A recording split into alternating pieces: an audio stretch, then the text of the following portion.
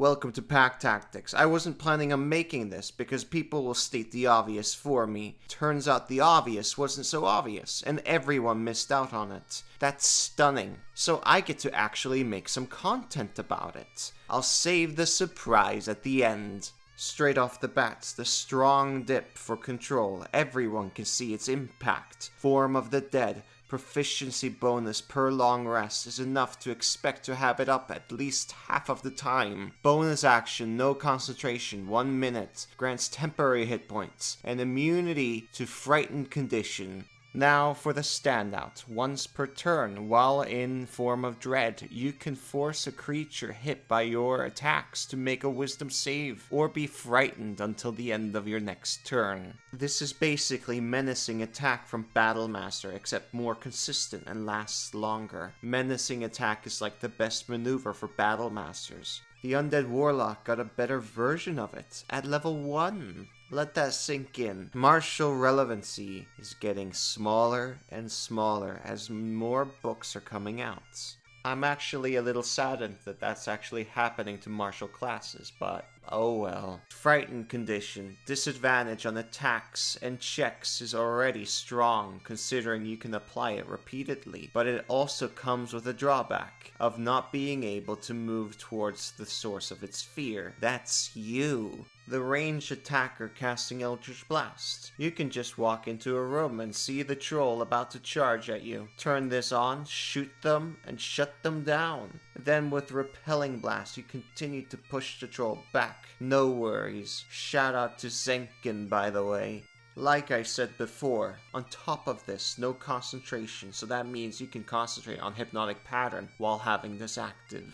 If Undead Warlock got medium armor and shield proficiency, then this would have been a perfect dip. That's the big advantage Hexblade still has. But nonetheless, this is in the same league as Hexblade. Now for the thing everyone missed. The spell list. It's really good. Phantasmal Force is a very good spell. Intelligent Saving Throw. Potential Visual Obscurement. 1d6 damage every round. Very consistent. It has tons of creative uses. Squid covering the enemy's face is my favorite use out of them all. It might give the blinding condition depending on the DM. That's theoretical, but it can be practical. You can afford to try it once, if it turns out to be practical, and usually it is at tables. DMs love creative use. Then this becomes really good.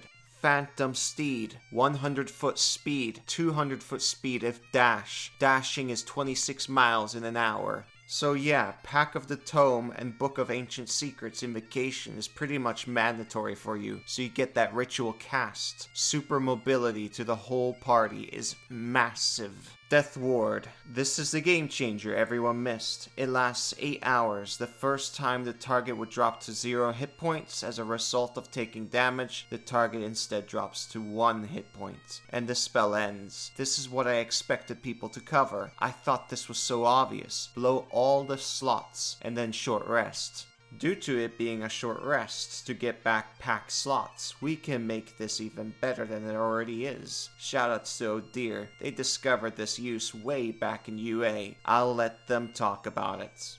Hello everyone, O'Dear here. So here's how Death Ward stacking works. First of all, you can in fact have the same spell multiple times on one target. It's just that only the most recent effect applies if the castings are equally potent and their durations overlap. So if I cast Death Ward on my friend, and then I cast a second Death Ward, both of those Death Wards are up, but the effects of the first one are suppressed. Triggering when the target reaches 0 hit points, and all of those other effects, are part of the effects of Death Ward, so only the most recent Death Ward can actually trigger. When my friend drops to 0 hit points, the most recent Death Ward is triggered and ends. Now the first Death Ward is active, and it can trigger later. So that's how Death Ward stacking works. Only the most recent Death Ward is ever active, but the others are still there.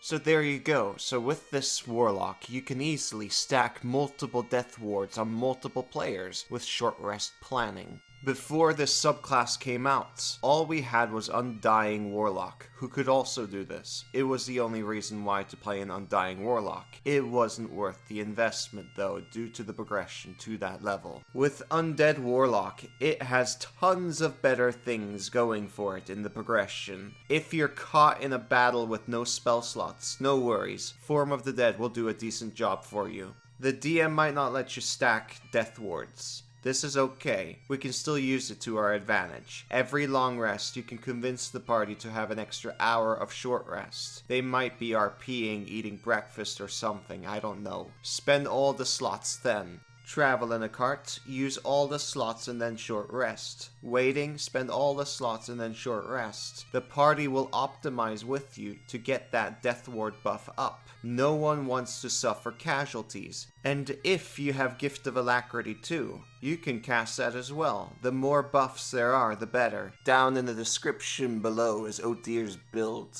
You get the points. Bye bye!